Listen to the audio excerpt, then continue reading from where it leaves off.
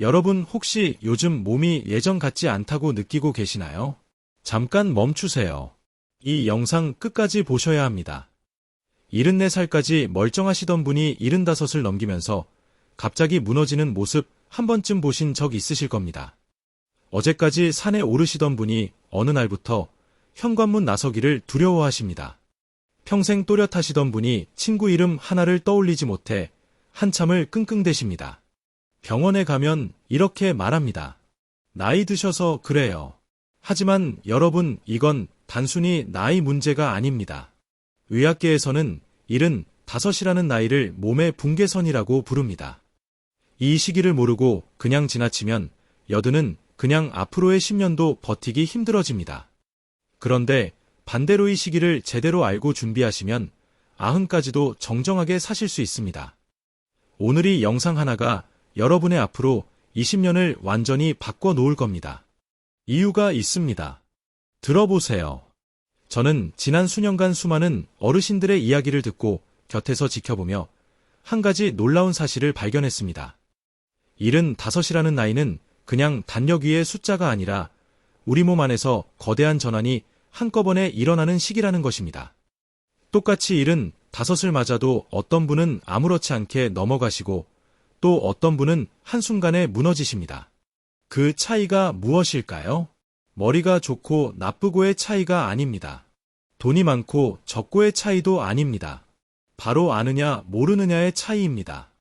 그래서 오늘 저는 우리 몸에 무슨 일이 벌어지는지 그리고 무엇을 어떻게 하면 되는지 하나도 빠짐없이 말씀드리려고 합니다.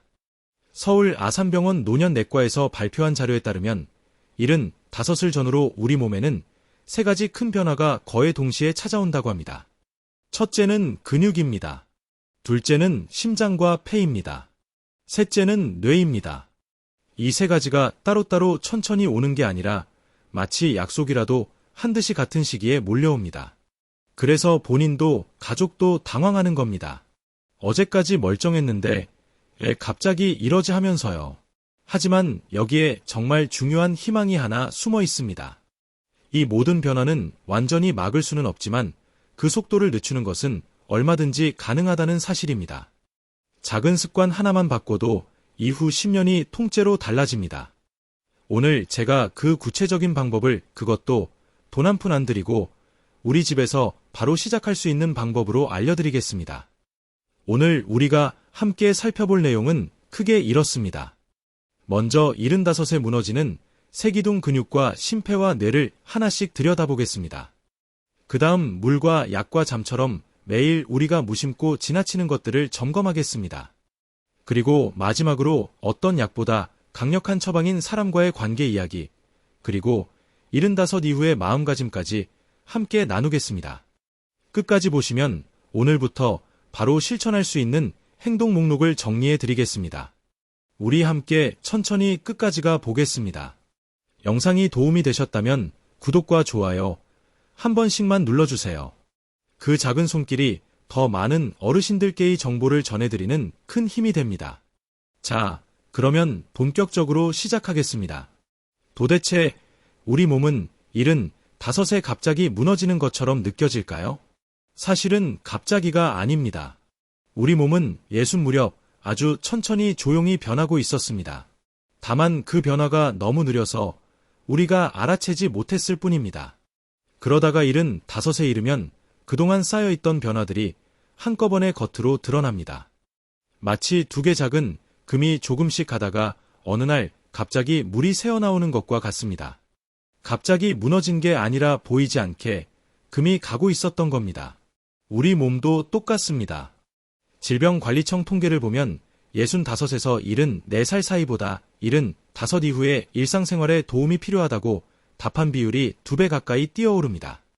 정확히는 한 살 한 살 낼 때마다가 아니라 75이라는 선을 넘는 순간 곡선이 가파르게 꺾니다. 그래서 의학계에서의 나이를 붕괴선이라고 부르는 겁니다. 무서운 말처럼 들리시죠? 저도 처음 이 말을 들었을 때 가슴이 철렁했습니다. 그런데요. 이 선의 정체를 정확히 알고 나면 오히려 마음이 편해집니다. 막연한 두려움이 분명한 목표로 바뀌기 때문입니다. 어디가 약해지는지 알면 어디를 지키면 되는 지도 알게 되니까요. 많은 어르신들이 이런 말씀을 하십니다. 아침에 일어나는데 몸이 천근만근이다. 조금만 걸어도 숨이 턱까지 차오른다. 어제 만난 사람 이름이 오늘 생각이 안 난다. 이런 작은 신호들을 우리는 그저 나이 탓이려니 하고 넘겨버립니다. 하지만 이것이야말로 몸이 우리에게 보내는 가장 친절한 경고입니다. 두 개 금이 가기 시작했으니 지금 손을 보라는 신호인 거죠. 이 신호를 알아채는 분과 무시하는 분의 10년 뒤는 하늘과 땅 차이입니다. 오늘 이 영상을 보시는 여러분은 이미 그 신호를 알아채신 분들입니다. 그것만으로도 여러분은 다른 길 위에서 계신 겁니다. 자, 이제 본론으로 들어갑니다. 75에 무너지는 첫 번째 기둥, 바로 근육 이야기입니다. 우리는 흔히 근육이라고 하면 운동선수나 젊은 사람들의 것이라고 생각합니다. 나이 들어 무슨 근육이냐 이러시는 분도 계십니다. 하지만 이건 정말 위험한 생각입니다. 75 이후 우리의 생존을 좌우하는 가장 중요한 열쇠가 바로 이 근육이기 때문입니다. 서울 아산병원 자료에 따르면 70에서 사이의 우리 몸의 근육은 평균 31% 가까이 사라진다고 합니다. 60 무렵의 근육 감소 속도와는 비교가 안 될 만큼 빠릅니다. 10년 동안 근육의 1분의 2 녹아 없어진다고 생각해 보세요. 정말 무섭지 않습니까? 그런데 근육이 그렇게 중요할까요? 단순히 힘이 약해지는 문제가 아닙니다. 우리 몸의 근육은 단순한 고깃덩어리가 아니라 살아있는 거대한 창고이자 공장입니다. 근육은 우리가 넘어지지 않게 몸의 중심을 잡아줍니다. 근육은 혈당을 끌어다가 저장하는 창고 역할도 합니다. 그래서 근육이 줄면 똑같이 먹어도 혈당이 더 잘 오릅니다. 게다가 근육은 우리 몸을 따뜻하게 데우고 면역과 회복에도 깊이 관여합니다. 한마디로 근육이 무너지면 몸 전체가 함께 무너지는 겁니다. 정수기로 비유하자면 근육은 물을 끌어올리는 펌프와 같습니다. 펌프가 약해지면 아무리 좋은 필터가 있어도 깨끗한 물이 콸콸 나오지 않습니다. 근육이 빠지기 시작하면 우리 몸에는 어떤 일이 벌어질까요? 처음에는 아주 사소합니다. 장바구니가 무겁게 느껴집니다. 의자에서 일어날 때 나도 모르게 어구 소리가 나옵니다. 계단을 오를 때 난간을 자꾸 잡게 됩니다. 여기까지는 그래도 견딜 만합니다. 문제는 그 다음입니다. 근육이 더 빠지면 걸음걸이가 흔들리고 작은 턱에도 발이 걸립니다. 그러다 한번 넘어지면 이런 5 이후의 낙상은 단순한 멍으로 끝나지 않습니다. 고관절이 부러지면 오랜 시간 누워 지내야 하고 그렇게 누워있는 동안 근육은 더 빠르게 사라집니다. 악순환이 시작되는 겁니다.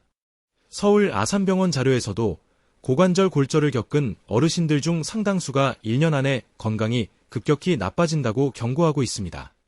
여기서 잠깐 효를 안 할 수가 없습니다. 근육이 무너져서 거동이 힘들어지면 결국 누군가의 손을 빌려야 합니다. 그 손은 대개 우리 자식들의 손입니다. 평생 자식들 키우느라 내 몸 돌볼 새도 없이 사셨는데 이제 와서 그 자식들에게 짐이 된다고 생각하면 그 마음이 얼마나 무겁겠습니까? 제가 만나 어르신들이 가장 두려워하시는 건 사실 죽음이 아니었습니다. 자식들에게 짐이 되는 것, 그게 가장 무섭다고 하셨습니다. 그래서 근육을 지키는 일은 단순히 내 건강을 위한 일이 아닙니다. 우리 가족 모두의 평안을 지키는 일입니다. 손주, 손잡고 공원을 걷는 그 평범한 행복을 끝까지 누리기 위한 일입니다. 그렇다면 어떻게 해야 할까요? 다행히 방법이 있습니다. 그것도 아주 간단합니다. 근육을 지키는 데는 딱 2가지가 핵심이고 거기에 보너스로 하나만 더 챙기시면 됩니다. 첫째는 단백질입니다. 나이가 들면 입맛이 떨어진다고들 하시지만 75 이후의 단백질은 선택이 아니라 필수입니다. 거창할 것 없습니다. 아침에 삶은 계란 하나, 점심에 두부 한 모, 저녁에 생선 한 토막. 이 정도만 꾸준히 드셔도 근육이 빠지는 속도가 눈에 띄게 늦춰집니다. 고기를 씹기 힘드시면 계란찜이나 두부찌개도 좋습니다. 우유 한 잔, 작은 요구르트 하나도 훌륭한 단백질 공급원입니다. 끼니마다 손바닥만한 크기의 단백. 질, 이것만 기억하세요. 둘째는 움직임입니다. 운동이라고 거창하게 생각하지 마세요. 그냥 몸을 움직이는 습관이라고 여기시면 됩니다. 가장 쉬운 건 의자에서 앉았다 일어서기입니다. 텔레비전 보시면서 광고가 나올 때마다 의자에서 천천히 10번만 앉았다 일어서 보세요. 이것만으로도 우리 허벅지의 큰 근육이 깨어납니다.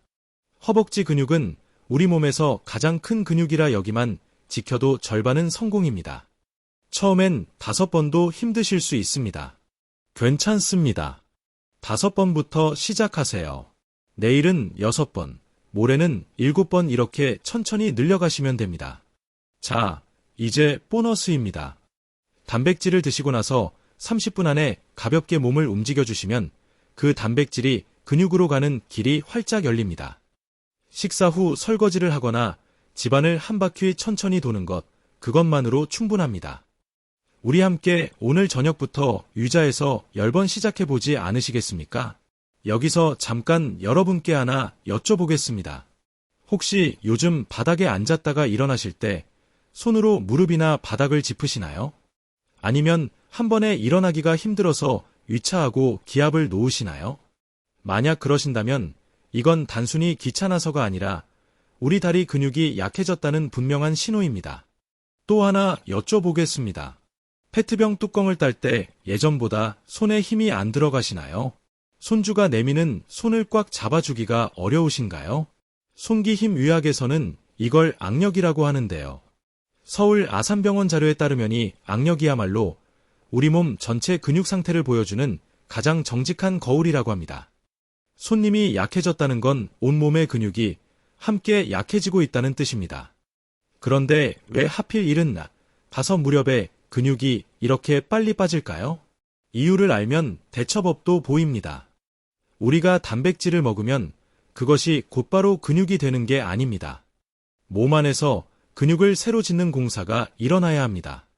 그런데 나이가 들면이 공사를 시작하는 신호 자체가 둔해집니다.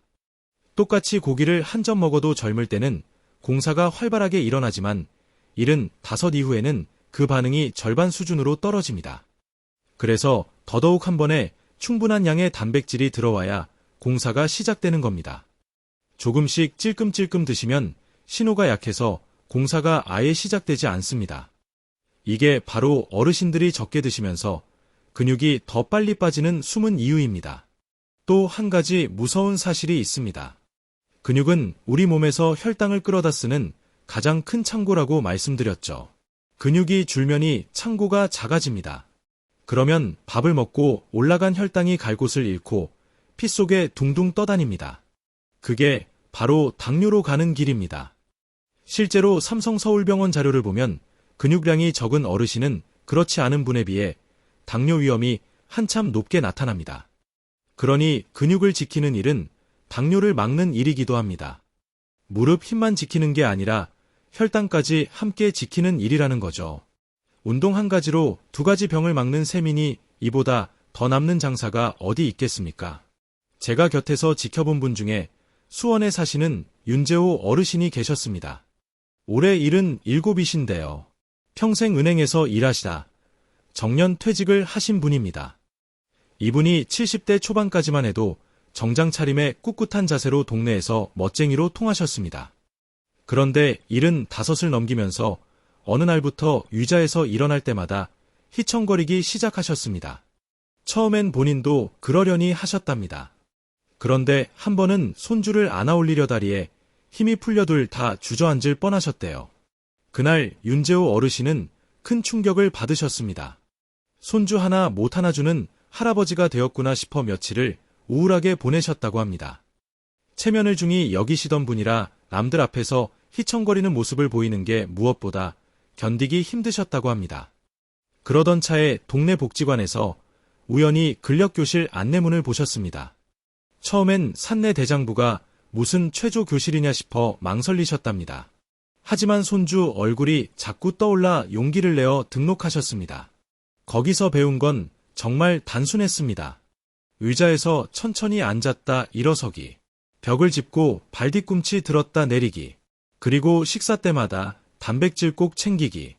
윤재후 어르신은 반신반의하면서도 매일 거르지 않고 하셨습니다. 은행원 출, 신답게, 달력에 동그라미를 치며 하루도 빠짐없이 기록하셨다고 합니다.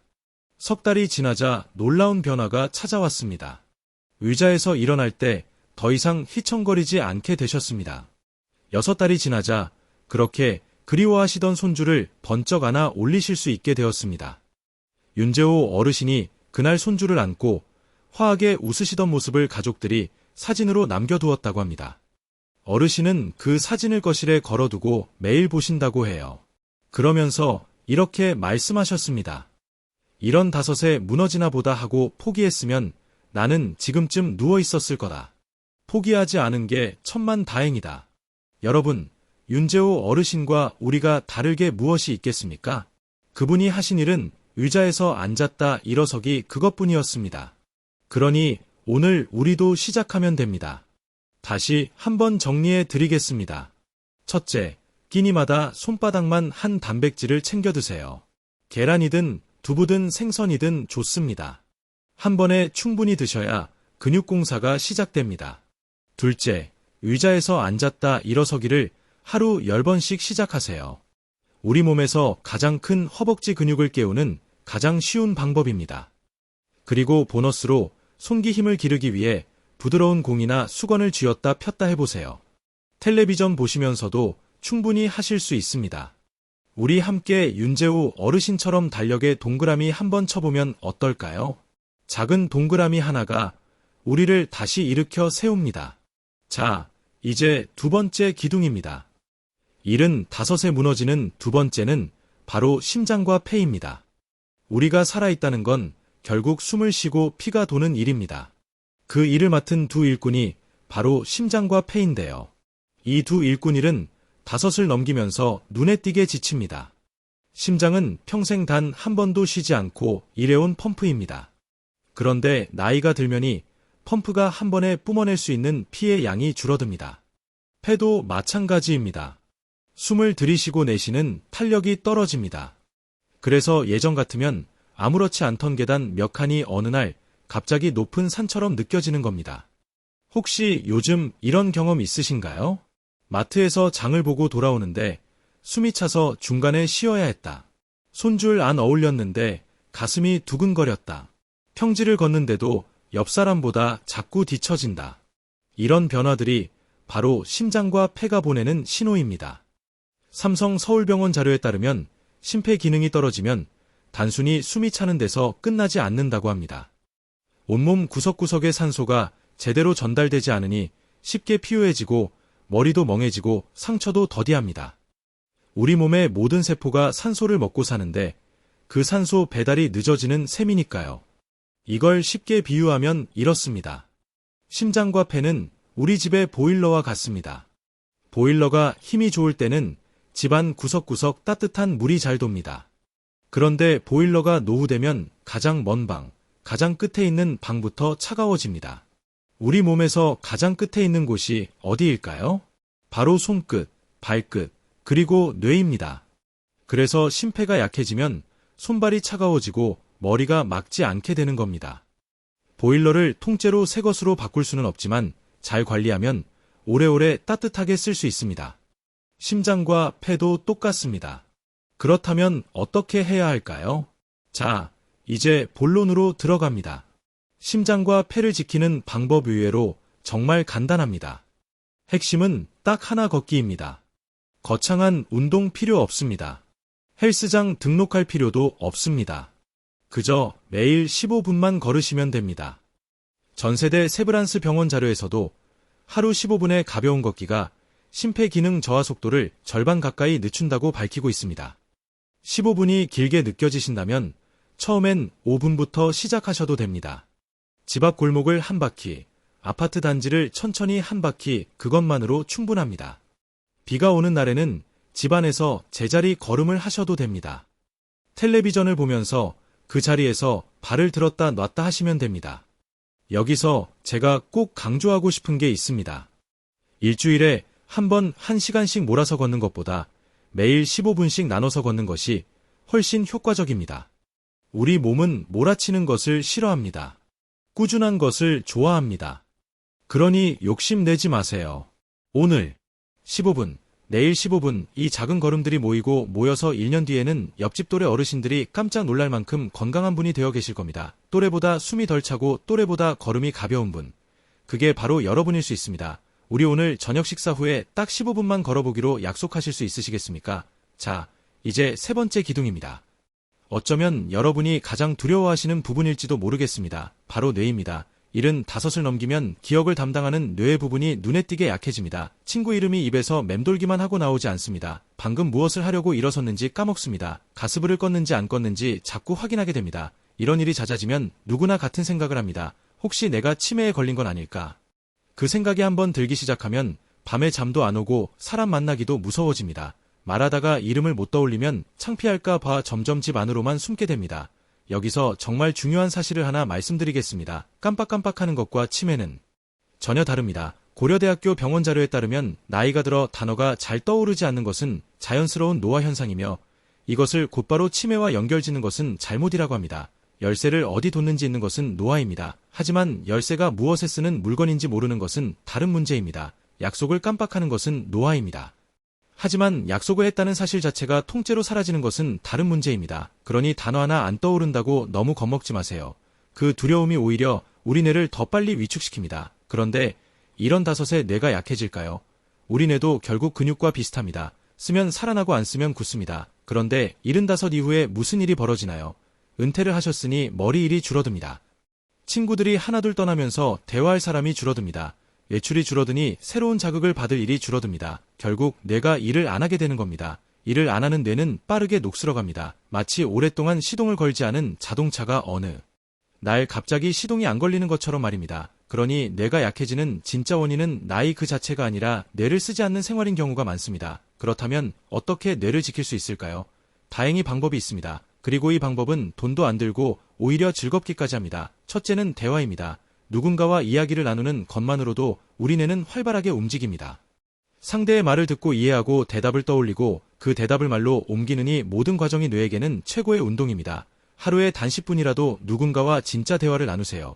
전화 한 통이면 충분합니다. 둘째는 새로운 것을 배우는 일입니다. 스마트폰으로 사진 보내는 법, 새로운 노래 한 곡, 화투든 바둑이든 손주에게 게임 하나 배우기, 무엇이든 좋습니다. 새로운 것을 익히는 그 순간 뇌에는 새로운 길이 뚫립니다. 자, 이제 보너스입니다. 잘 자는 것입니다. 깊은 잠을 자는 동안 우리 뇌는 낮에 쌓인 노폐물을 청소합니다. 잠이 곧 뇌 청소 시간인 셈이죠. 잠 이야기는 뒤에서 더 자세히 다루겠습니다. 자, 여기까지 75에 무너지는 세기둥 근육과 심폐와 뇌를 살펴봤습니다. 머리로는 이해가 되시는데 그래서 실제로 사람이 어떻게 달라질 수 있다는 거냐 궁금하실 겁니다. 그래서 제가 실제로 곁에서 지켜본 한 분의 이야기를 들려드리겠습니다. 포항에서 작은 꽃집을 오래 하시다 가게를 정리하신 권순애님 이야기입니다. 올해 64이신데요. 이분이 어떻게 마음을 바꾸셨는지가 정말 중요합니다. 권순애님께는 2살 위 언니가 한 분 계셨습니다. 그 언니가 바로 일은 이체 안 되어 무너지기 시작하셨거든요. 권순애님의 언니는 67까지만 해도 정말 정정하셨다고 합니다. 매일 새벽 시장에 나가 일을 하셨고 동네 사람들 사이에서 부지런하기로 소문난 분이었습니다. 그런데 이른을 앞두고 무릎이 시큰거리기 시작하면서 그냥 나이 탓이려니 하고 바깥 출입을 줄이셨습니다.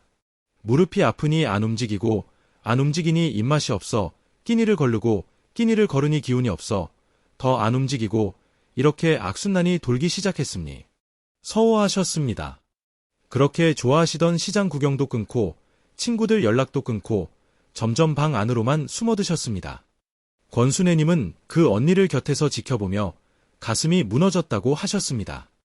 그렇게 활기차던 언니가 단 1년 만에 다른 사람처럼 변해버린 겁니다. 그리고 동시에 무서운 생각이 들었다고 합니다. 나도 곧 저렇게 되는 거 아닌가?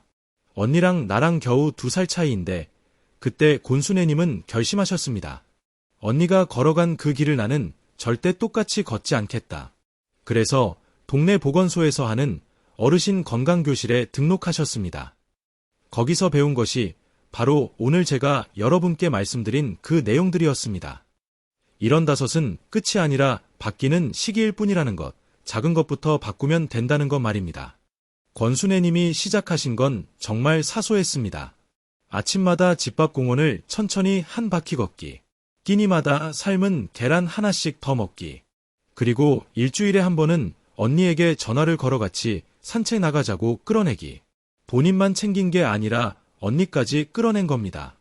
처음 두어 다른 별 변화가 없었다고 합니다. 솔직히 이게 무슨 소용인가 싶기도 했답니다. 그런데 석 달이 지나자 신기한 일이 벌어졌습니다. 무릎 통증으로 바깥 출입을 끊으셨던 언니가 동생 손에 이끌려 매일 조금씩 걷다 보니 다시 시장에 나가기 시작하신 겁니다.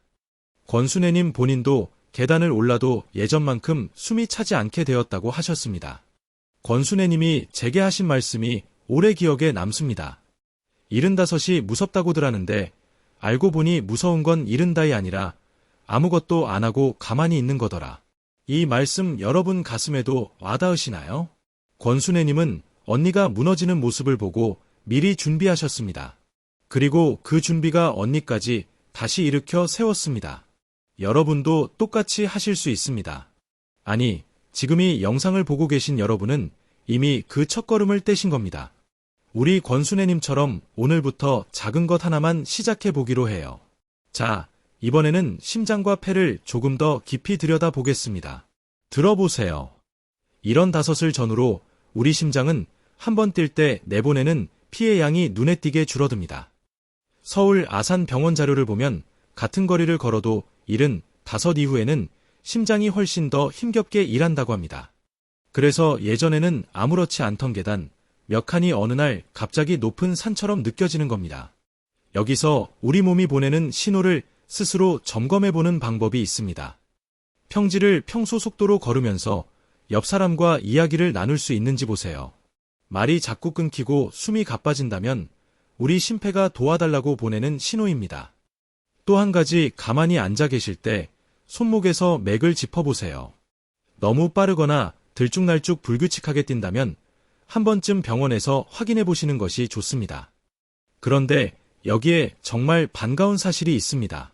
심폐 기능은 우리 몸에서 가장 정직한 부분이라는 겁니다. 쓰면 살아나고 안 쓰면 가라앉습니다. 매일 15분만 천천히 걸어도 심폐 기능이 떨어지는 속도를 절반 가까이다. 반년쯤 지나자 현관문 앞에서 어지러워 주저앉으셨고 그날 이후로는 아예 밖에 나가기를 무늦출 수 있습니다. 중요한 건 숨이 약간 차오르되 옆 사람과 대화는 이어갈 수 있는 정도. 딱 그 속도입니다. 너무 욕심내실 필요 없습니다. 군산에서 평생시장에서 채소를 파신 오금자 어르신 올해 70이신데요. 한동안 숨이 차서 좌판까지 걷는 것도 버거우셨다고 합니다. 그런데 매일 아침 가게 문을 열기 전 시장 골목을 천천히 2바퀴 도는 습관을 들이셨습니다. 처음엔 한 바퀴도 힘드셨지만 석 달이 지나자 좌판까지 걷더니 걸으시게 됐습니다. 거창한 운동이 아니었습니다. 그저 매일 조금씩 꾸준히 그것이 우리 심장과 폐를 살립니다. 이제 뇌 이야기입니다. 75 무렵하시는 것이 바로 깜빡깜빡하는 일입니다. 친구 이름이 생각나지 않고 방금 들고 있던 물건을 어디 뒀는지 있습니다. 그러면 다들 덜컥 겁부터 내십니다. 혹시 치매 아닐까? 그런데 여러분, 여기서 분명히 알아두셔야 할 것이 있습니다. 가끔 이름이나 단어가 떠오르지 않는 것은 대부분 자연스러운 현상이지 치매가 아닙니다. 연세대 세브란스 병원 설명에 따르면 진짜 위험한 신호는 따로 있습니다. 방금 한 일을 통째로 늘 다니던 길을 헷갈리거나 익숙하던 일의 순서가 무너질 때, 그럴 때 병원을 찾으시면 됩니다. 단순히 이름 하나 깜빡한 것으로 우리 스스로를 환자로 몰아세우지 마세요. 그 두려움 자체가 오히려 뇌를 더 위축시킵니다. 뇌를 점개지키는 방법은 의외로 단순합니다. 첫째, 사람과 대화하는 것입니다. 누군가와 이야기를 나누는 동안 우리 뇌는 듣고 생각하고 답을 고르느라 쉴 새 없이 움직입니다. 대화 한 번이 가장 좋은 최조입니다. 둘째, 새로운 것을 배우는 것입니다. 하투든 스마트폰이든 노래든 상관없습니다. 익숙하지 않은 것을 익히는 그 과정이 뇌에 새로운 길을 냅니다. 셋째, 손을 부지런히 쓰는 것입니다. 요리, 텃밭, 가꾸기, 글씨 쓰기처럼 손끝을 움직이는 일이 뇌를 깨웁니다. 천안 안에서 평생 한복을 지으신 한정숙 어르신은 76인데요. 손주에게 배운 스마트폰으로 매일 짧은 글을 한 줄씩 적으십니다. 처음엔 자판 누르는 것도 더디셨지만 이제는 옛 친구들과 안부도 주고받으십니다. 그 작은 습관 덕에 깜빡하는 일이 부쩍 줄었다고 하십니다. 우리 뇌는 나이와 상관없이 쓰면 쓸수록 다시 길을 냅니다. 그러니 우리 함께 오늘도 뇌에게 작은 일감을 주어 봅시다. 한 가지 덧붙이자면 심장과 폐를 위해 하루에 단 몇 분 깊은 숨을 쉬는 습관도 큰 도움이 됩니다. 편안히 앉아 코로 천천히 일세며 숨을 들이마시고 다시 천천히 6을 세며 입으로 내쉬보세요. 이렇게 10번만 반복해도 가슴이 한결 트이고 마음이 차분해집니다.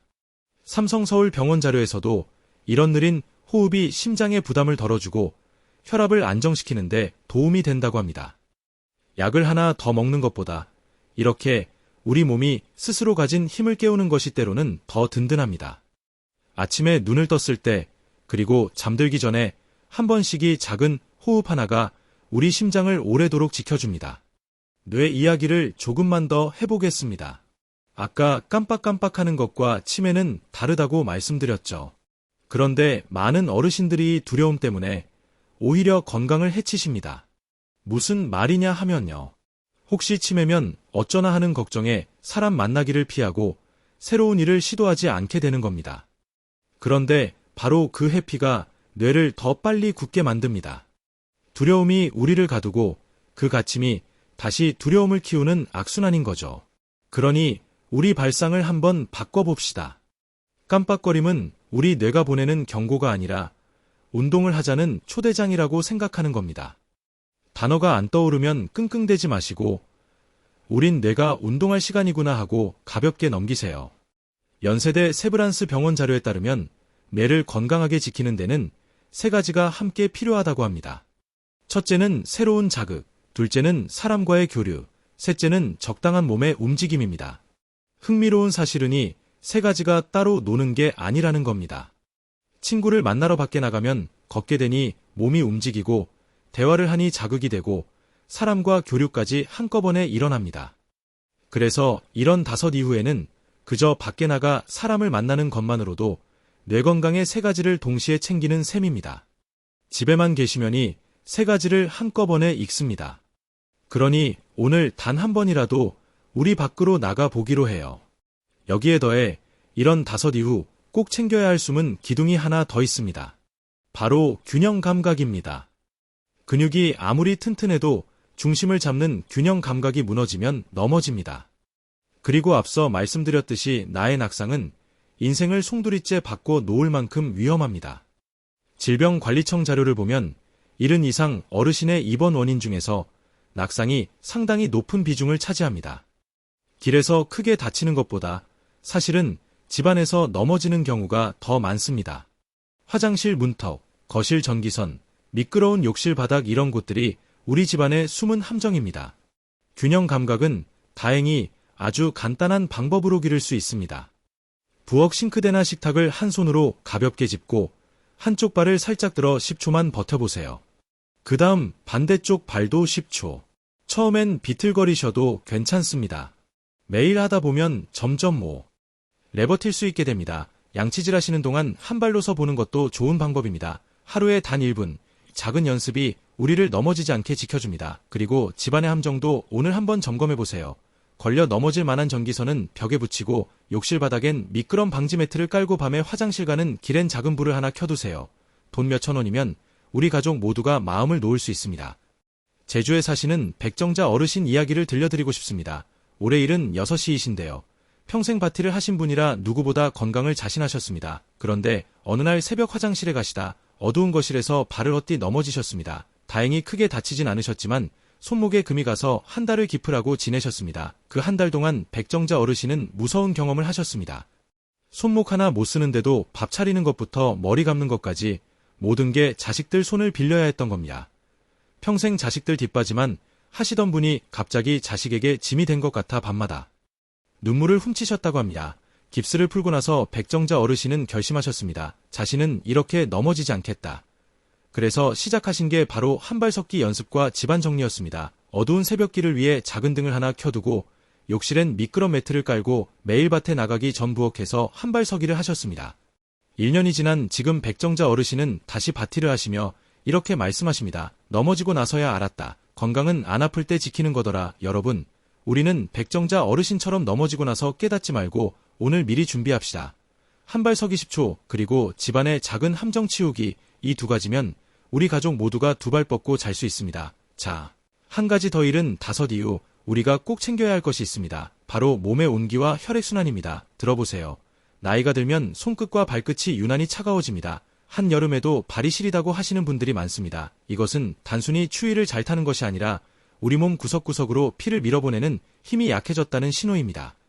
고려대학교 병원 자료에 따르면 손발이 차고 절상을 오래 방치하면 면역력까지 함께 떨어진다고 합니다.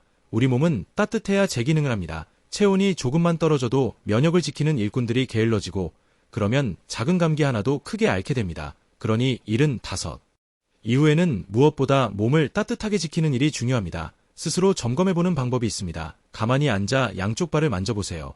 안쪽 발만 유난히 차거나 발 색깔이 창백하거나 걷고 나면 종아리가 쥐어자듯 아프다면 한 번쯤 병원에서 혈관 상태를 확인해 보시는 것이 좋습니다. 평소에는 이렇게 챙기시면 됩니다. 첫째, 발을 늘 따뜻하게 하세요. 양말을 신고 주무시고 잠들기 전 따뜻한 물에 발을 10분만 담그셔도 혈액순환이 한결 좋아집니다. 둘째, 자주 움직이세요. 한자리에 오래 앉아 계시면 다리 아래쪽에 피가 고입니다. 30분에 한 번은 일어나 발목을 위아래로 까딱까딱 움직여주세요. 그것만으로도 종아리가 펌프처럼 피를 위로 밀어올립니다. 셋째, 따뜻한 국물 음식을 가까이 하세요. 된장국이나 미역국 한 그릇이 몸을 안에서부터 데웁니다. 면역력은 거창한 약으로 지키는 것이 아닙니다. 잘 자고 잘 먹고 따뜻하게 지내고 적당히 움직이는 그 평범한 일상이 우리 몸의 가장 든든한 방패입니다. 대구에 사시는 문분 어르신 올해 74이신데요. 한동안 잔병 치레가 끊이질 않으셨습니다. 감기가 떨어질 만하면 또 걸리고 늘 몸이 으슬으슬하다고 하셨습니다. 그런데 매일 밤 따뜻한 물에 발을 담그고 양말을 신고 주무시고 아침마다 된장국 한 그릇을 챙겨 드시기 시작하셨습니다. 2달이 지나자 손발 실린 증상이 눈에 띄게 줄고 그 잦던 감기도 거의 사라졌다고 합니다. 특별한 비결이 아니었습니다. 그저 우리 몸을 따뜻하게 그리고 부지런히 움직여주는 것. 그것이 75 이후 우리 면역을 지키는 가장 확실한 방법입니다. 우리 어르신들 오늘 밤부터 따뜻한 양말 한 켤레부터 챙겨 신어보세요. 자, 여기서 잠깐 숨을 고르며 지금까지 나눈 이야기를 정리해보겠습니다. 우리는 75이라는 분계선에서 무너지는 세 기둥을 살펴봤습니다. 첫째, 근육 단백질과 움직임으로 지킨다. 둘째, 심장과 폐, 매일 15분 걷기로 지킨다. 셋째, 뇌, 대화와 새로운 배움으로 지킨다. 여기까지 따라오셨으면 절반은 오신 겁니다. 정말 잘하고 계십니다. 그런데요, 이 세 기둥을 떠받치는 보이지 않는 바닥이 또 있습니다. 우리가 매일 무심코 지나치는 것들, 바로 물과 약과 잠입니다. 이 세 가지를 놓치면 아무리 걷고 단백질을 챙겨도 밑빠진 독에 물붓기가 됩니다. 지금부터 이 바닥을 단단히 다지는 법을 말씀드리겠습니다. 먼저 물입니다. 여러분 하루에 물 몇 잔이나 드시나요? 많은 어르신들이 이렇게 말씀하십니다. 나는 목이 안 말라서 물을 잘 안 마셔. 바로 그게 함정입니다. 나이가 들면 우리 몸은 목마음을 느끼는 감각 자체가 둔해집니다. 몸은 물이 부족해서 비상이 걸렸는데 정작 뇌는 목마르다는 신호를, 그래서 이런 5 이후에는 목이 마르지 않아도 의식적으로 물을 챙겨 드셔야 합니다. 서울아산 병원 자료에 따르면 어르신들의 탈수는 본인도 모르는 사이에 진행되며 어지럼증과 변비 심하면 갑작스러운 의식 저하의 원인이 되기도 한다고 합니다. 물이 부족하면 우리 몸 안에서는 어떤 일이 벌어질까요? 우리 몸의 절반이 넘는 부분이 물로 되어 있습니다. 피도 결국 물입니다.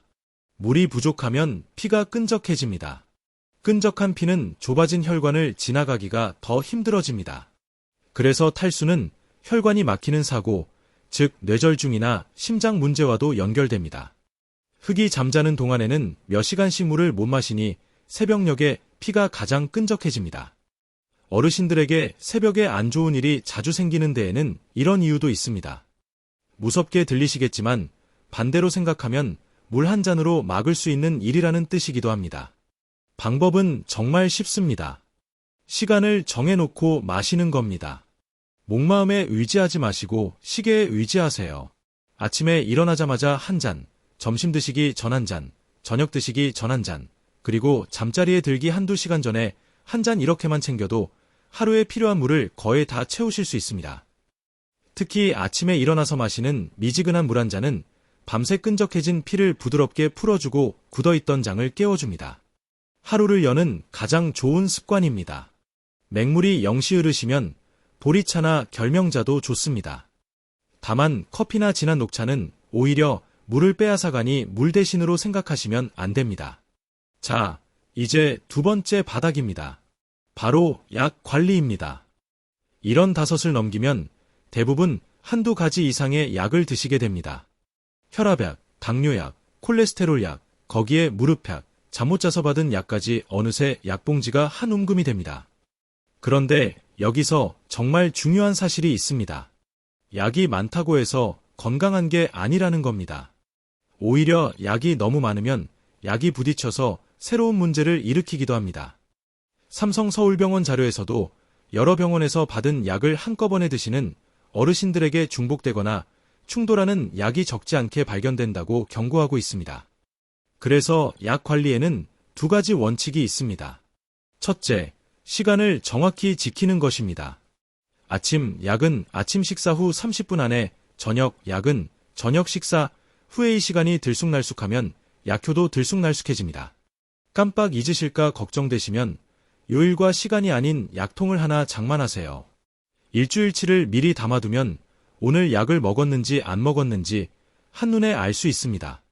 휴대폰 알람을 맞춰 두시거나 함께 사는 가족에게 부탁하는 것도 좋은 방법입니다. 둘째, 자, 이제 2번째입니다. 석 달에 한 번은 드시는 모든 약을 봉지 모아서 병원에 가져가세요. 그리고 의료진에게 보여드리며 여쭤보세요. 이 중에 겹치는 약은 없는지, 이제는 줄여도 되는 약은 없는지, 여기에 보너스로 하나만 더 챙기시면 좋습니다. 약을 드시고 난 뒤 몸에 어떤 변화가 있는지 짧게 적어두는 겁니다. 어지럽다. 속이 더부룩하다. 잠이 안 온다. 이런 작은 메모 하나가 의료진에게는 어떤 검사보다 귀한 정보가 됩니다. 약은 우리를 지키기 위한 것이지 우리를 쳐매기 위한 것이 아닙니다. 필요한 약을 정확한 시간에 꼭 필요한 만큼만이 원칙만 지키시면 약은 든든한 우리 편이 됩니다.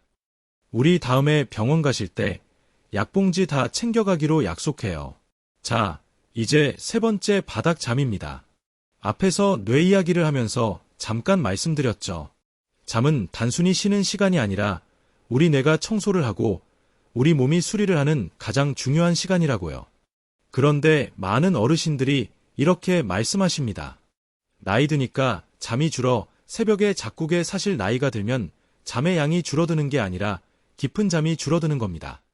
얕은 잠만 자다 보니 자주 깨고 자고 일어나도 개운하지가 않은 거죠. 깊은 잠을 못 자면 낮에 졸리고 졸리니까 낮잠을 길게 자고 그러면 밤에 또 못 자고 여기서도 악순환이 돕니다. 질병관리청 자료에서도 수면의 질이 떨어지면 기억력 저하와 면역력 약화, 그리고 우울감과도 깊이 연결된다고 합니다. 그러니 잠을 잘 자는 것은 75 이후 건강의 숨은 열쇠입니다. 그렇다면 어떻게 깊은 잠을 되찾을 수 있을까요? 방법은 여러 가지지만 가장 중요한 2가지만 말씀드리겠습니다. 첫째, 낮잠을 30분 안으로 줄이세요. 낮잠이 길어지면 밤잠을 도둑 맞습니다. 식사 후 졸음이 쏟아지면 30분만 의자에 기대어 짧게 주무세요. 그리고 오후 늦은 시간에는 아예 주무시지 않는 게 좋습니다. 자, 이제 2번째입니다. 잠자리에 들기 전 1시간은 우리 몸에게 이제 곧 잘 시간이라는 신호를 주는 시간입니다. 이때 텔레비전이나 휴대폰의 밝은 화면을 보면 우리 뇌는 아직 낮은 줄 알고 잠을 미룹니다. 그러니 잠들기 1시간 전에는 화면을 끄고 방을 어둑하게 만드세요. 따뜻한 우유 한 잔이나 잔잔한 음악도 도움이 됩니다. 그리고 정말 중요한 한 가지. 침대는 오직 잠자는 고도로만 쓰세요. 침대에 누워서 텔레비전을 보거나 한참을 뒤척이면 우리 몸은 침대를 깨어있는 곳으로 기억합니다. 졸릴 때 누우시고 잠이 안 오면 잠깐 일어나 다른 데서 쉬다가 다시 누우세요. 침대는 잠자는 곳. 이 기억이 몸에 새겨지면 눕자마자 스르잠이 오게 됩니다. 여기까지 물과 약과 잠, 우리가 매일 무심코 지나치던 세 가지 바닥을 다져봤습니다. 어떠세요? 하나도 어렵지 않으시죠? 돈이 드는 것도 아니고 특별한 기구가 필요한 것도 아닙니다. 그저 시간을 정해 물을 마시고 약봉지를 잘 챙기고 잠자리 습관을 조금 바꾸는 것뿐입니다. 이 작은 것들이 모여서 앞에서 말씀드린 세기둥 근육과 심폐와 뇌를 든든하게 떠받칩니다. 이제 정말 중요한 이야기가 하나 남았습니다. 어쩌면 오늘 나눈 모든 이야기 중에서 가장 강력한 약일지도 모릅니다. 그건 바로 사람입니다. 사람과의 관계 이야기로 넘어가겠습니다. 물과 약과 잠 이야기를 조금 더 깊이 들여다보겠습니다. 먼저 물인데요. 많은 분들이 이렇게 걱정하십니다. 물을 많이 마시면 화장실을 자주 가게 되어서 특히 밤에 잠을 설치게 된다고요. 맞는 말씀입니다. 그래서 요령이 필요합니다. 물은 낮 동안에 넉넉히 나눠 드시고 잠자리에 들기 2시간 전부터는 양을 줄이세요. 이렇게 하면 낮에는 충분히 수분을 채우면서도 밤에 화장실 때문에 깨는 일을 줄일 수 있습니다. 그리고 한 번에 벌컥벌컥 마시기보다 한 모금씩 천천히 자주 드시는 게 우리 몸에 훨씬 잘 흡수됩니다. 마치 마른 화분에 물을 줄 때 한꺼번에 부으면 다 흘러내리지만 조금씩 주면 흙이 촉촉하게 먹는 것과 같은 이치입니다. 또 한 가지 우리 몸에 물이 부족한지 아닌지 스스로 확인하는 쉬운 방법이 있습니다. 소변색을 보시면 됩니다. 맑은 노란빛이면 충분한 것이고 진한 갈색에 가까우면 물이 부족하다는 신호입니다. 화장실에 가실 때마다 한 번씩 살펴보세요. 우리 몸이 보내는 가장 솔직한 신호니까요. 손등을 살짝 꼬집어 보는 방법도 있습니다. 꼬집었다 놓았을 때 피부가 금방 원래대로 돌아오면 괜찮고 한참 동안 그대로 있으면 물이 부족한 겁니다. 이렇게 우리 몸의 신호를 읽는 습관을 들이면 큰 병을 미리미리 막을 수 있습니다. 약 이야기로 넘어가 보겠습니다. 약을 드실 때 정말 조심해야 할 것이 하나 있습니다. 바로 자기 마음대로 약을 끊는 일입니다. 혈압약이나 당뇨약을 한동안 드시다 보면 몸이 좀 괜찮아진 것 같아서 이제 안 먹어도 되겠지 하고 슬금이 끊으시는 분들이 계십니다. 이게 정말 위험합니다. 고려대학교 병원 자료에서도 혈압약을 임의로 중단하는 것이 가장 위험한 행동 중 하나라고 경고합니다. 약을 먹어서 혈압이 정상이 된 것이지 병이 나아서 정상이 된 게 아니기 때문입니다. 약을 끊으면 혈압이 다시 치솟는데 이때 갑작스러운 혈관 사고가 일어날 수 있습니다. 그러니 약을 줄이거나 끊는 일은 반드시 의료진과 먼저 상의하세요. 그리고 약과 함께 드시면 안 되는 음식도 알아두시면 좋습니다. 자몽이라는 과일은 일부 혈압약이나 콜레스테롤 약과 부딪혀서 약효를 너무 세게 만들 수 있습니다. 또 혈액을 묽게 하는 약을 드시는 분은 시금치나 미역 같은 음식을 갑자기 많이 드시면 약효가 흔들릴 수 있습니다. 너무 복잡하게 생각하실 것 없습니다. 새로운 약을 받으실 때 약사 선생님께 이 약이랑 같이 먹으면 안 되는 게 있나요? 하고 딱 한마디만 여쭤보세요. 그 한마디가 우리 건강을 지키는 든든한 울타리가 됩니다. 약은 정수기 필터를 청소하는 약품과 같습니다. 제대로 쓰면 깨끗한 물을 주지만 아무렇게나 쓰면 오히려 탈이 납니다. 마지막으로 잠 이야기를 조금 더 해보겠습니다. 천안에 사시는 서영순 어르신 이야기돼요. 올해 66이고 평생 약국을 운영하셨던 분입니다. 그런데 가게를 정리하고 은퇴하신 뒤로 깊은 불면증에 시달리셨습니다. 밤마다 2~3시간씩 천장만 바라보다 새벽이 되어서야 겨우 잠이 드셨다고 합니다. 잠을 못 자니 낮에 늘 멍하고 머리가 안 돌아가니 또 치매 걱정이 들고 그 걱정 때문에 또 잠이 안 오고 서영순 어르신은이 악순에 갇혀 몇 달을 고생하셨습니다. 약사 출신이시라 수면제에 의존하는 게 얼마나 위험한지 잘 아셨기에 약에 손 떼지 않고 버티시느라 더 힘드셨다고 합니다. 그러던 중 동네 건강강좌에서 잠에 관한 이야기를 들으셨습니다. 거기서 배운 대로 서영순 어르신은 생활을 조금씩 바꾸셨습니다. 아무리 잠을 못 잤어도 아침 7시 반드시 일어나 커튼을 활짝 열고 햇빛을 쬐셨습니다. 낮잠은 점심 후 딱 20분만 저녁 6시 이후로는 커피를 끊으셨고 잠들기 1시간 전엔 휴대폰을 멀리 두고 따뜻한 물로 발을 담그셨습니다. 처음 일주일은 별 효과가 없었답니다. 하지만 2주, 3주가 지나자 신기하게도 잠드는 시간이 점점 빨라졌습니다. 지금 서영순 어르신은 약 한 날 없이도 밤이면 스르르 잠이 든다고 하십니다. 서영순 어르신이 하신 말씀이 인상 깊었습니다. 잠은 억지로 자려고 하면 더 안 온다. 그냥 낮을 잘 보내면 밤은 저절로 따라오더라. 정말 맞는 말씀입니다. 좋은 잠은 밤에 만들어지는 게 아니라 낮에 만들어집니다. 낮에 햇빛 보고 몸을 움직이고 사람을 만나면 밤에 잠이 알아서 찾아옵니다. 그러니 우리 잠이 안 온다고 너무 애태우지 맙시다. 대신 낮을 알차게 보내는데 마음을 쏟아봅시다. 그것이 어떤 수면제보다 안전하고 강력한 우리 몸에 꼭 맞는 처방입니다. 자, 그러면 이 모든 이야기를 우리 하루 일과 속에 어떻게 녹여낼 수 있을지 아주 구체적으로 그려보겠습니다. 들어보세요. 거창한 계획은 필요 없습니다. 평범한 하루의 작은 습관 몇 개만 끼워 넣으면 됩니다. 아침에 눈을 뜨시면 가장 먼저 따뜻한 물 한 잔을 천천히 드세요. 암새 마른 몸을 깨우고 굳어있던 장을 부드럽게 움직여주는 가장 좋은 습관입니다. 그 다음 창문을 활짝 열고 아침 햇살을 잠깐이라도 쐬요. 아침 빛은 우리 몸의 시계를 바로잡아 주어서 그날 밤잠까지 깊어지게 만듭니다. 아침 식사로는 단백질을 꼭 챙기세요.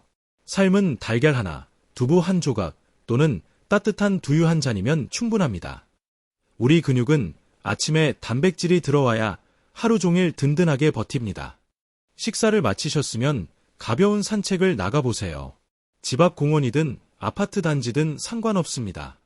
15분 옆 사람과 이야기는 나눌 수 있대 숨은 약간 차오르는 그 속도로 천천히 걸으세요.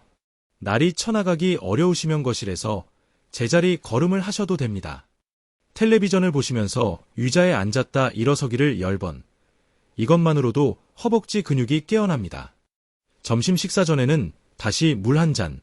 점심에도 손바닥만 한 크기의 단백질을 챙기세요. 생선 한 토막이나 두부조림 또는 닭가슴살처럼 부드러운 고기면 좋습니다. 씹기 힘드시면 계란찜이나 두부찌개로 드셔도 똑같이 좋습니다.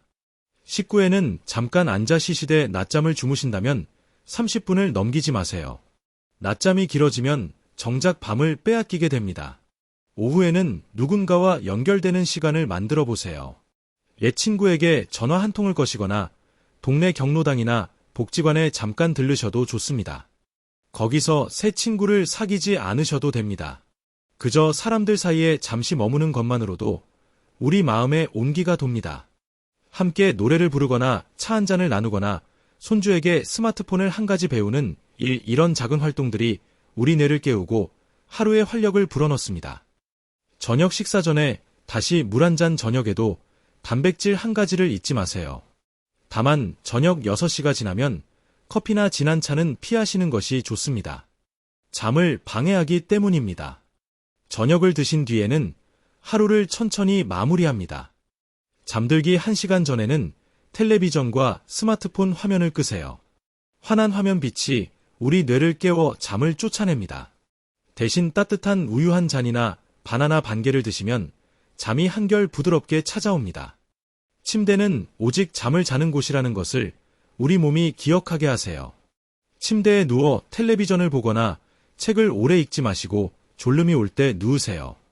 그리고 마지막으로 잠들기 직전에 오늘 감사한 일 3가지를 가만히 떠올려 보세요. 따뜻했던 햇살, 맛있게 먹은 한 끼, 반가운 목소리로 통화한 친구. 이렇게 작은 것들을 헤아리다 보면 우리 하루가 생각보다 훨씬 풍성했음을 깨닫게 됩니다. 이 평범한 하루의 흐름, 물 한 잔과 햇살, 단백질과 15분 걷기, 사람과의 연결 그리고 감사 이것이 바로 우리 75을 지켜내는 가장 확실한 하루의 모습입니다. 어렵지 않습니다. 우리 함께 바로 오늘부터 시작해 봅시다. 자, 여기서 제가 직접 만나 뵙고 이야기를 들었던 한 어르신의 사연을 들려드리겠습니다.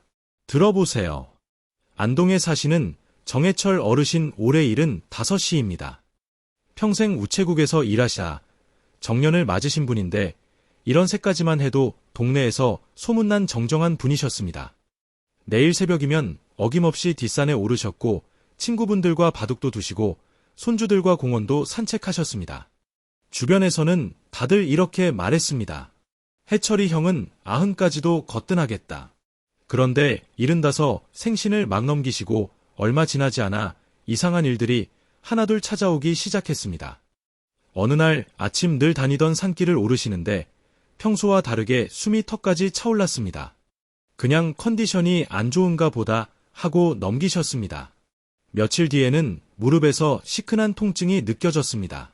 계단을 내려갈 때마다 시큰거렸지만 그래도 대수롭지 않게 여기셨습니다. 나이 들면 다 그런 거지 뭐. 그렇게 또 몇 달이 흘렀습니다. 그러던 어느 날 친구께 다녀오시자 현관을 나서는데 갑자기 어지러움이 확 밀려왔습니다. 한 발 내딛는 순간 몸의 중심이 흔들렸고 그대로 주저앉으셨습니다. 크게 다치지는 않으셨지만 그날 이후로 어르신은 바깥에 나가는 것 자체가 두려워지셨습니다. 또 넘어지면 어쩌나 그 생각이 머릿속을 떠나지 않았습니다. 병원에 가시니 의사는 이렇게만 말했습니다. 연세가 있으시니 자연스러운 겁니다. 약 처방에 드릴 테니 드세요. 그렇게 혈압약이 생기고 무름약이 생기고 어지럼 증약까지 생겼습니다. 약봉지가 늘어날수록 어르신의 마음은 점점 무거워졌습니다. 그리고 더 무서운 일이 찾아왔습니다. 40년을 알고 지낸 친구의 이름이 입안에서만 맴돌 뿐 도무지 떠오르지 않았습니다. 그날 밤 어르신은 한숨도 주무시지 못했습니다. 혹시 내가 치매가 시작된 건 아닐까? 두려움은 점점 커졌고 사람 만나는 일조차 부담스러워졌습니다. 말하다 이름을 못 떠올리면 창피할 것 같아서 점점 집 안에만 머무셨습니다. 산에도 안 가시고 친구도 안 만나시고 손주가 찾아와도 금세 피곤해 하셨습니다. 곁에서 지켜보던 부인께서 걱정스에 물으셨습니다. 여보, 요즘 왜 그래요? 아무것도 안 하고 집에만 있잖아요. 어르신은 대답 대신 긴 한숨만 내쉬셨습니다.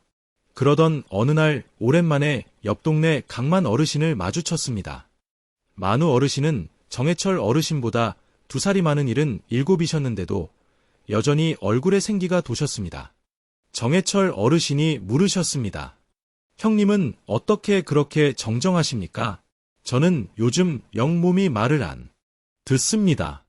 만호 어르신은 빙긋 웃으며 이렇게 답하셨습니다. 나도 75 넘기고 한참을 힘들었어. 무릎도 쑤시고 숨도 차고 자꾸 깜빡깜빡하고 그런데 동네 보건소 프로그램에서 한 가지를 배웠지. 75은 몸이 통째로 바뀌는 시기라는 거야. 그걸 인정하고 아주 작은 것부터 바꾸면 된다더라고. 그래서 나는 그날부터 아침마다 딱 20분만 천천히 걷고 끼니마다 삶은 달걀 하나씩 더 먹고 일주일에 한 번은 친구들이랑 꼭 얼굴을 봐. 그랬더니 몸이 다시 살아나더라고. 그날 정해철 어르신은 만우 어르신의 말을 곱씹고 또 곱씹으셨습니다.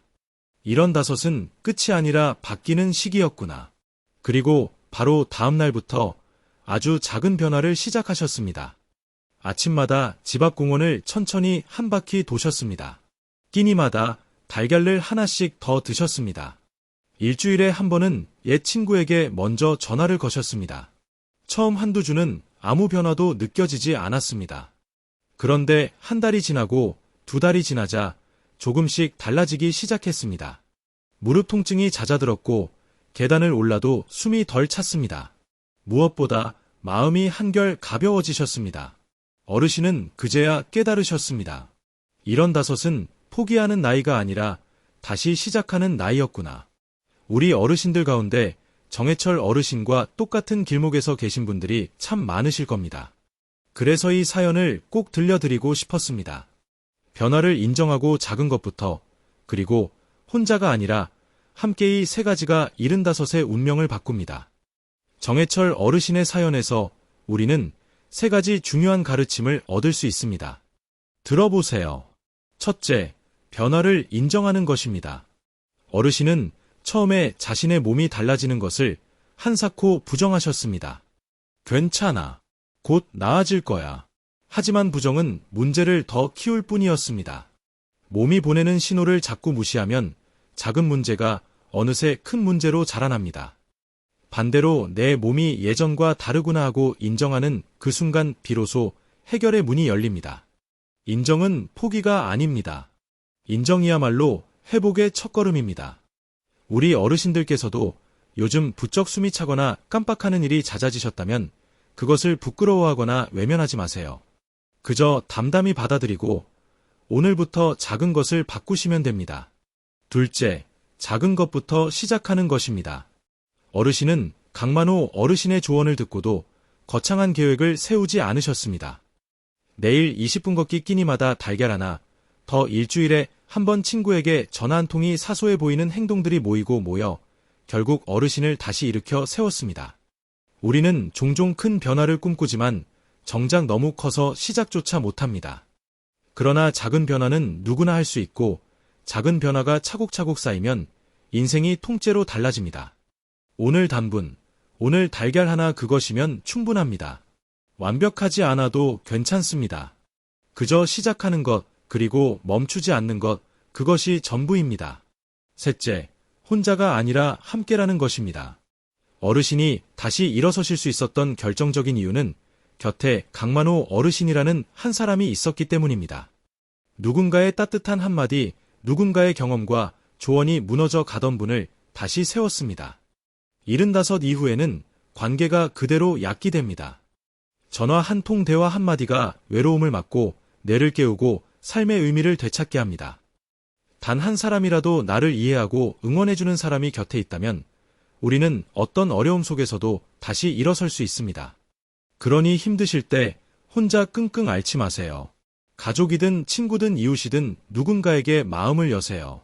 그리고 동시에 우리도 누군가에게 그런 한 사람이 되어줄 수 있습니다. 기만하는 것이 아니라 먼저 손을 내미는 것. 그것이 우리 자신을 살리는 길이기도 합니다. 변화를 인정하고 작은 것부터, 그리고 함께 이 세 가지만 마음에 새기셔도 우리 75은 분명히 달라질 것입니다. 여러분 혹시 외로움이 담배만큼 몸에 해롭다는 말 들어보신 적 있으신가요? 놀라시겠지만 사실입니다. 여러 의학 연구를 종합하면 깊은 외로움 속에 사는 것은 하루에 담배 15개비를 피우는 것만큼 우리 건강에 해롭다고 합니다. 반대로 좋은 관계는 거꾸로 우리 수명을 늘리고 치매를 늦추고 면역력까지 높여줍니다.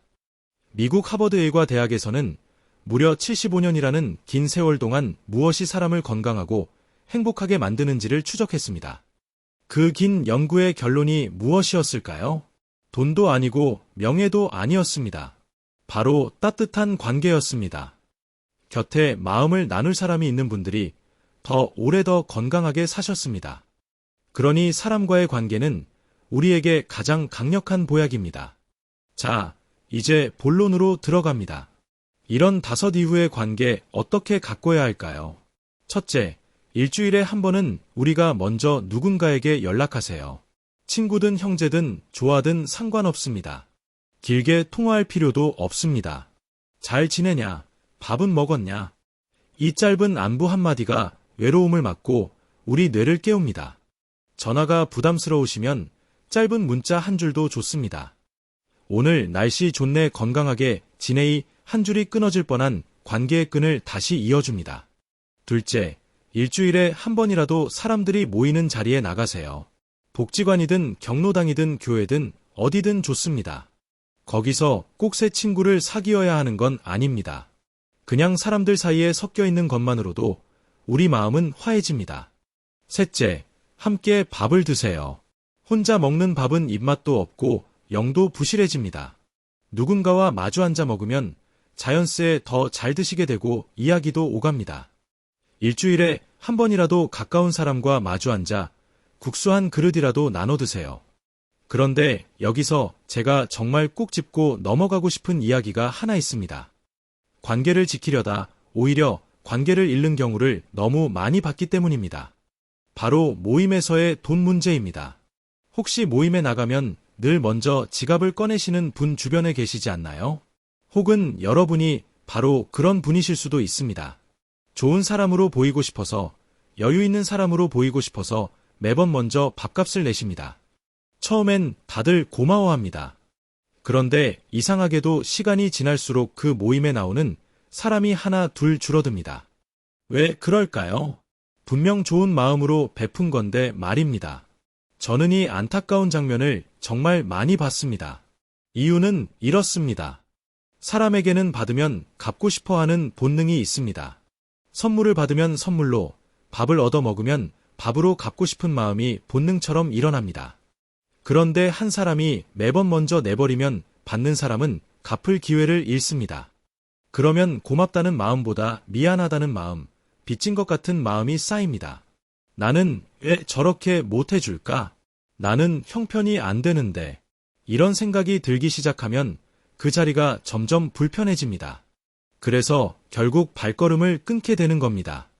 게다가 매번 내는 사람은 자기도 모르게 우월한 위치에 서고 받는 사람은 자꾸 아래에 놓입니다. 이렇게 한쪽으로 기운 관계는 오래 갈 수가 없습니다. 친구 사이는 평등할 때 가장 깊어지는 법이니까요. 그러니 진짜 오래가는 관계를 원하신다면 모임에서는 각자 내거나 돌아가며 내세요. 그게 너무 야박해 보일까요? 전만해요. 각자 낼 때 서로 부담이 없어 더 자주 만나게 되고 빚진 마음이 없으니 더 편하게 연락하게 됩니다. 요즘은 계산도 쉽습니다. 카드로 나눠서 계산도 되고 송금도 간편합니다. 만약 정말 한턱 내고 싶으시다면 아무 날에나 내지 마시고 특별한 날을 고르세요. 생일이나 회갑, 손주가 태어났거나 자녀가 결혼한 날, 그런 날에 축하의 뜻으로 내시면 받는 사람도 명분이 있으니 부담 없이 기쁘게 받습니다. 베푸는 사람도 기쁘고 받는 사람도 기쁜, 그게 진짜 우리가 바라는 따뜻한 관계입니다. 그리고 정말 마음을 전하고 싶으시다면 돈보다 더 귀한 것을 나누세요. 친구가 힘들 때 곁에서 이야기를 들어주는 것, 아플 때 한번 들여다보는 것, 텃밭에서 기른 상추 한 봉지, 손수 담근 김치 한 통을 건네는 것, 이런 작은 정성이 비싼 밥 한 끼보다 100배는 더 마음에 남습니다. 돈으로 살 수 없는 시간과 손길이 담겨 있으니까요. 우리 옛 어른들이 말씀하시던 정이라는 게 바로 이런 겁니다. 비싼 것을 주고받는 게 아니라 마음을 주고받는 것. 자, 이제 하나 더 중요한 게 있습니. 다 칭찬과 격려를 아끼지 마세요. 나이가 들면 칭찬받을 일이 참드니다. 젊었을 땐 직장에서도 인정받고 집에서도 대접받았지만 나이 들면 아무도 칭찬해주지 않습니다. 그래서 작은 칭찬 하나가 더 크게 와닿습니다. 얼굴 좋아 보인다. 오늘 옷이 잘 어울린다. 머리 자르니 10년은 젊어 보인다. 이런 따뜻한 말 한마디는 돈 한 푼 안 들지만 우리 곁에 있는 사람의 하루를 환하게 밝혀줍니다. 그리고 무엇보다 중요한 건 들어주는 것입니다. 친구가 이야기할 때 휴대폰 보지 마시고 고민을 털어놓을 때 섣불리 충고하려 들지 마세요. 그냥 들어주고 고개 끄덕여주고 많이 힘들었겠다 한마디 건네주세요. 누군가 내 이야기를 진심으로 들어준다는 것, 그 자체가 어떤 위로보다 큰 힘이 됩니다. 우리 세대는 평생 속마음을 누르고 참으며 살아왔습니다. 그래서 더더욱 서로의 이야기를 들어주는 일이 귀합니다. 우리 함께 서로에게 그런 친구가 되어주면 어떨까요? 그것이 75 이유를 외롭지 않게 사는 가장 확실한 길입니다. 여기서 우리 어르신들께 꼭 짚어드리고 싶은 이야기가 하나 더 있습니다. 들어보세요. 나이가 들수록 관계를 돈으로 표현하려는 마음이 커집니다. 젊을 때는 시간과 열정으로 우정을 나눴지만 이제는 그럴 기력이 예전 같지 않으니 밥 한 끼 사는 것으로 마음을 대신 전하려 하십니다. 그런데 바로 여기에 우리가 놓치기 쉬운 함정이 숨어 있습니다. 모임에 나가면 늘 같은 풍경이 펼쳐집니다. 계산할 때가 되면 누군가 먼저 지갑을 꺼냅니다. 오늘은 내가 낼게. 처음엔 다들 말리지만 매번 같은 사람이 계산을 도왔습니다. 좋은 사람으로 보이고 싶어서, 여유 있는 사람으로 보이고 싶어서 그러는 겁니다. 그런데 이상하게도 처음엔 고마워하던 친구들이 점점 표정이 굳어지고 다음 모임에 나오는 사람이 하나 둘 줄어듭니다.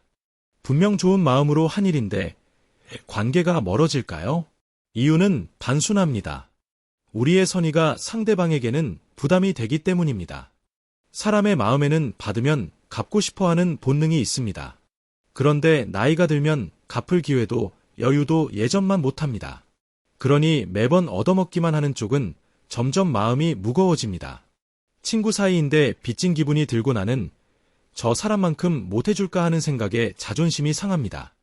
그래서 슬그머니 그 자리를 피하게 됩니다. 또 신세지겠지, 차라리 안 나가는 게 낫겠다. 이렇게 발길을 끊습니다. 우정은 본래 평등한 관계에서 깊어집니다. 한 사람은 늘 주고 한 사람은 늘 받으면 그건 우정이 아니라 어느새 베푸는 자와 받는 자로나 불편한 관계가 됩니다.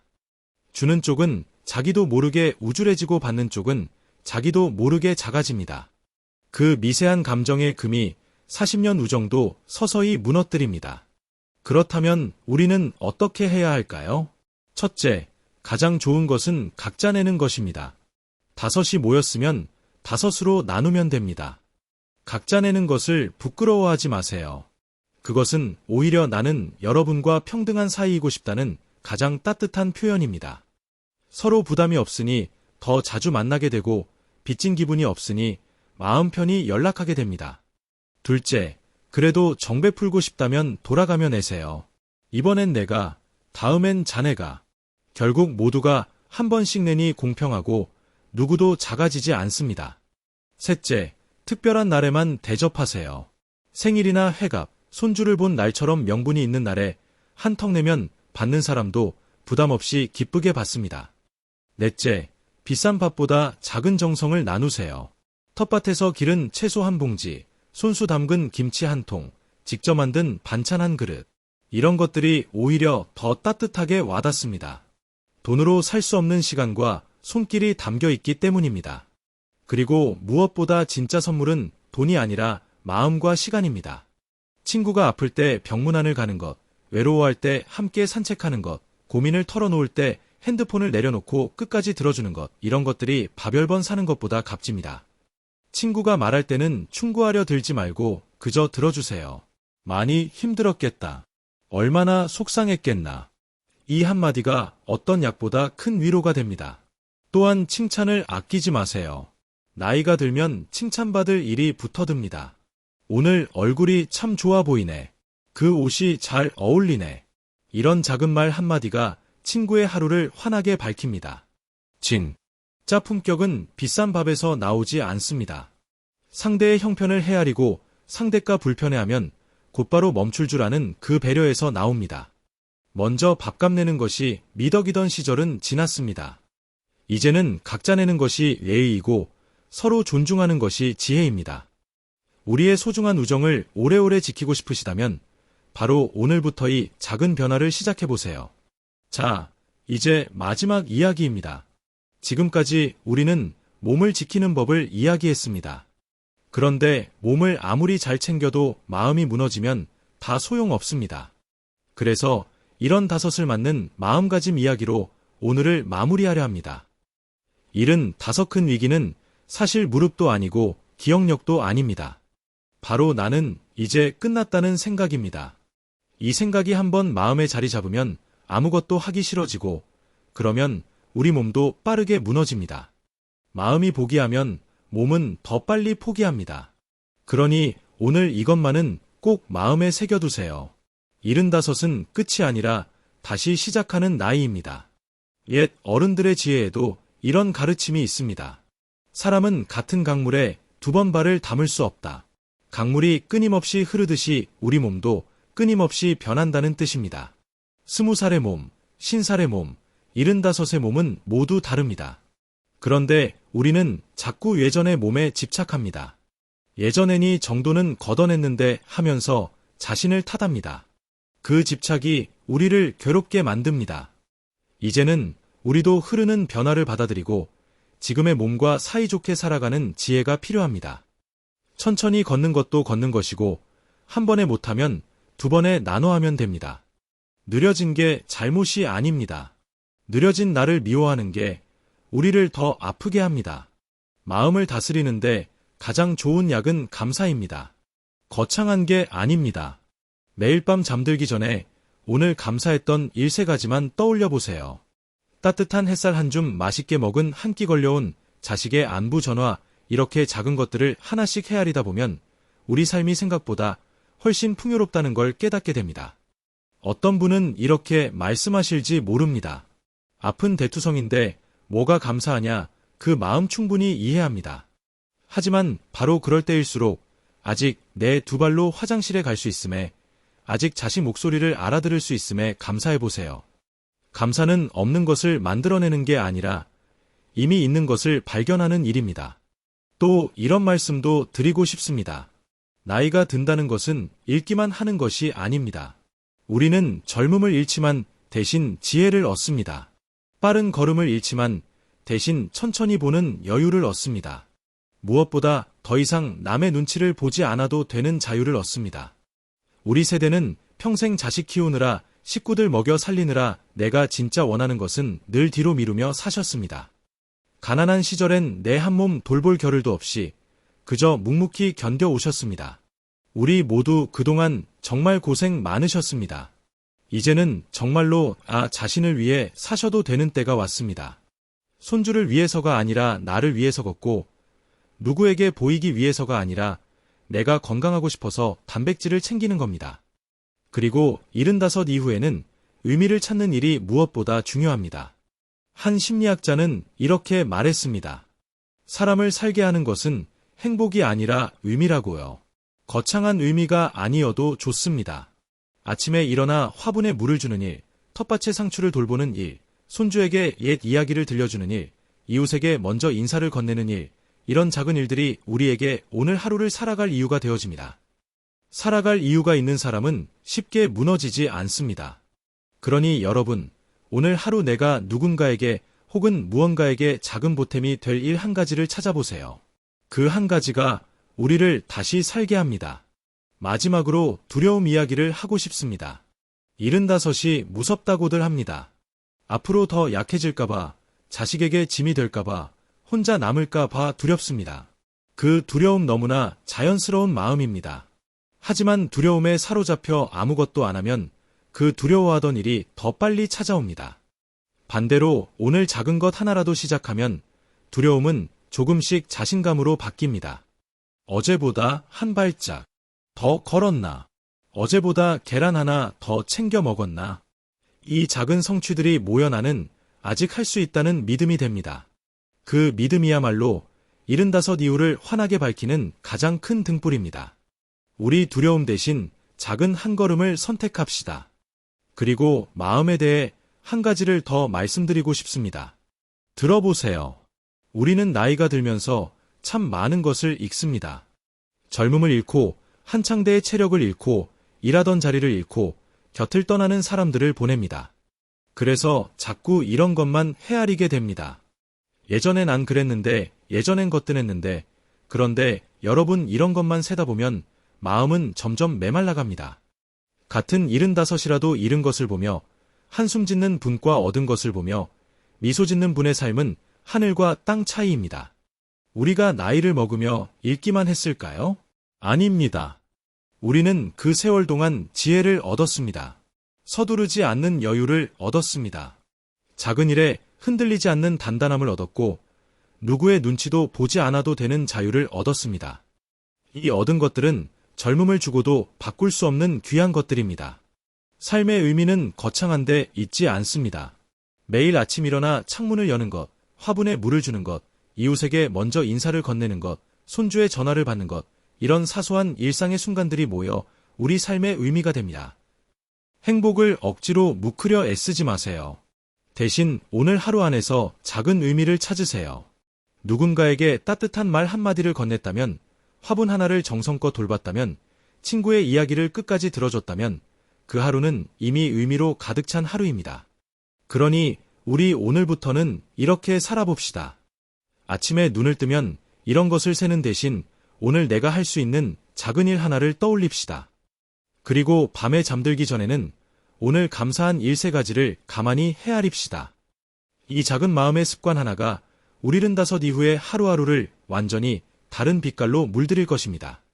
몸을 지키는 일도 중요하지만 결국 그 몸을 살아 움직이게 하는 것은 우리의 마음입니다. 마음이 살아있으면 몸도 따라서 다시 일어섭니다. 자, 여기서 잠시 마음을 더 깊은 곳까지 들여다보겠습니다. 들어보세요. 75이라는 나이는 단순히 몸이 바뀌는 시기가 아닙니다. 마음의 결이 통째로 달라지는 시기이기도 합니다. 옛는 인생의 후반기를 비로소 진짜나 자신이 되어가는 시기라고 했습니다. 젊을 때 우리는 남의 눈에 맞춰 살았습니다.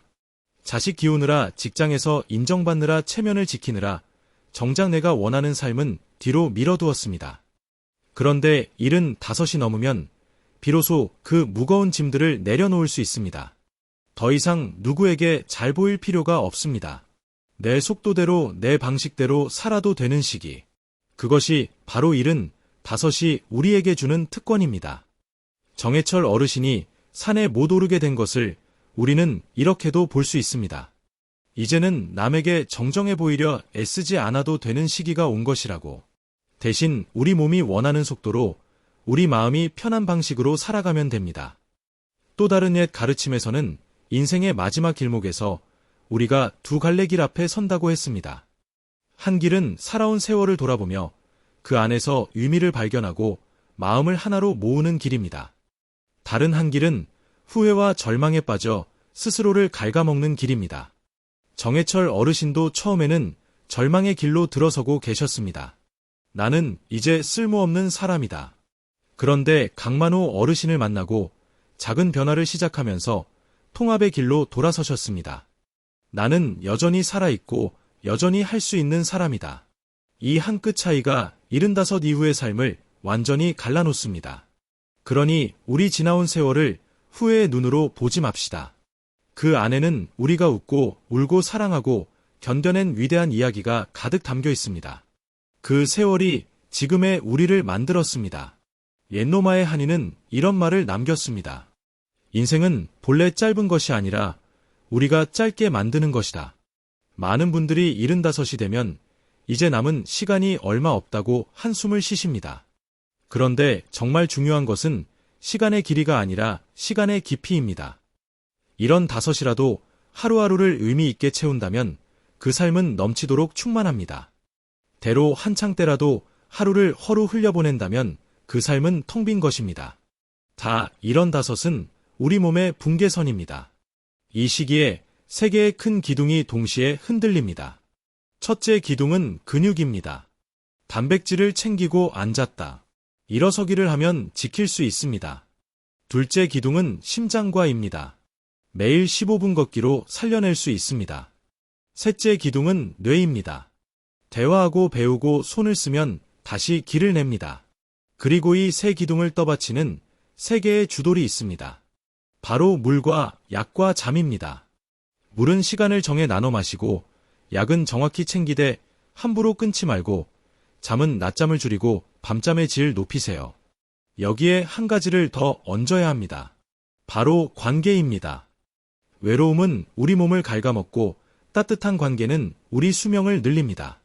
먼저 연락하고 함께 밥을 먹고 평등하게 정을 나누세요. 그리고 무엇보다 마음에 이것 하나를 꼭 새겨두세요. 75은 끝이 아니라 다시 시작하는 나이입니다. 여러분, 오늘이 이야기가 마음에 와 닿으셨다면 앞으로 실천하고 싶은 것이 몇 번인지 댓글로 남겨주세요. 한 번부터 번까지 중에서 하나만 골라 적어주셔도 좋습니다. 여러분의 작은 다짐 하나가 저에게는 더없이 큰 힘이 됩니다. 그리고 이 영상이 도움이 되셨다면 구독과 좋아요를 눌러주세요. 우리 어르신들 곁에 오래오래 함께하겠습니다. 끝으로 꼭 드리고 싶은 말씀이 있습니다. 몸이 예전 같지 않아도 괜찮습니다. 마음이 살아있다면 우리는 여전히 살아있는 것입니다. 여러분이 살아오신 일은 해가 넘는 세월은 그 자체로 위대한 여정입니다. 그러니 포기하지 마시고 오늘부터 다시 시작하세요. 아침에 눈을 뜨시면 창문을 활짝 여시고 햇살을 받으며 깊게 숨을 들이쉬세요. 오늘도 나는 살아있다. 이 사실 하나만으로도 충분히 감사한 하루입니다. 저는 언제나 여러분을 응원합니다. 그럼 오늘도 좋은 하루 보내세요. 여러분 마지막으로 이 말씀만은 꼭 가슴에 담아가세요.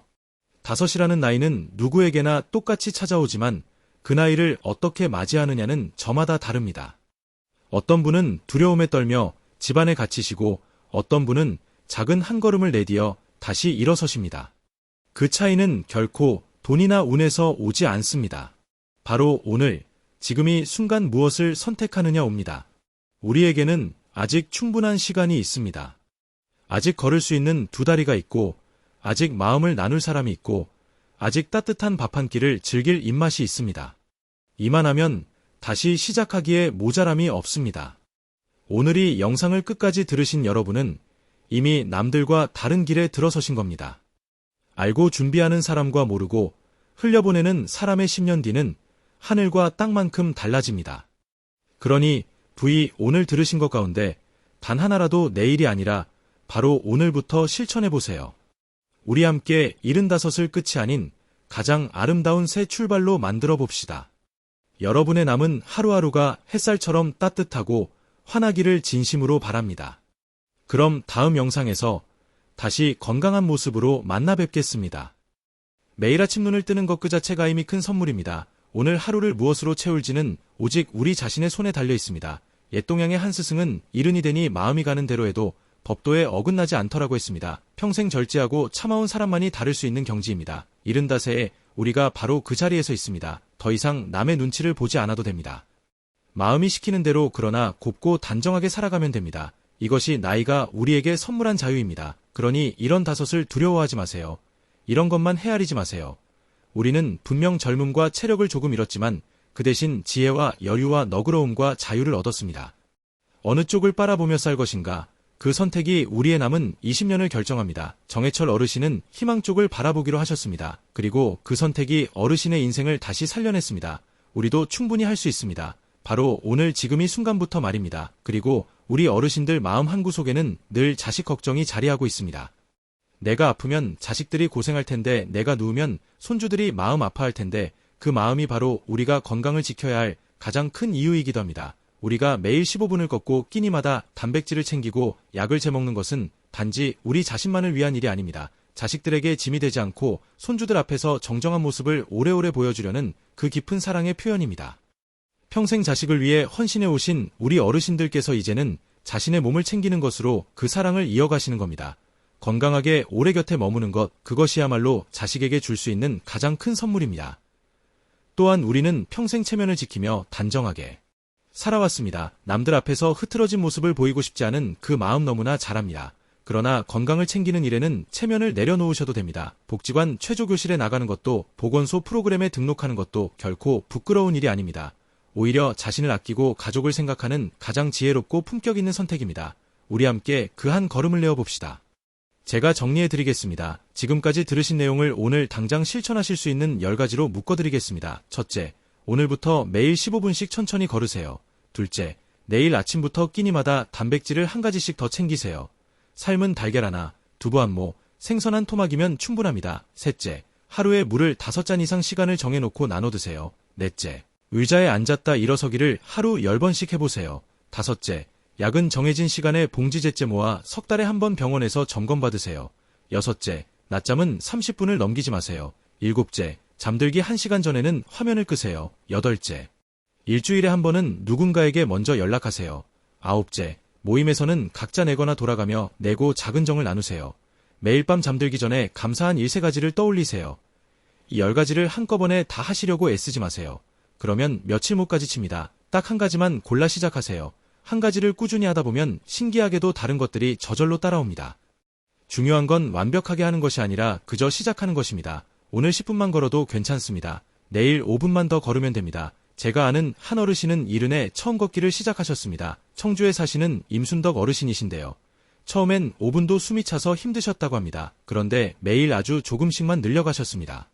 1년이 지나자 30분을 걷게 되셨고 2년이 지나자 동네 산책로를 매일 한 바퀴 도는 분이 되셨습니다. 지금 여의 넘으신 그 어르신은 오히려 주변 사람들보다 더 정정하고 활기차게 지내십니다. 서울대학교 병원의 한 연구에서도 늦게라도 운동을 시작한 분들이 그렇지 않은 분들보다 훨씬 건강하게 지내신다는 결과가 나왔습니다. 시작이 늦었다고 포기하지 마세요.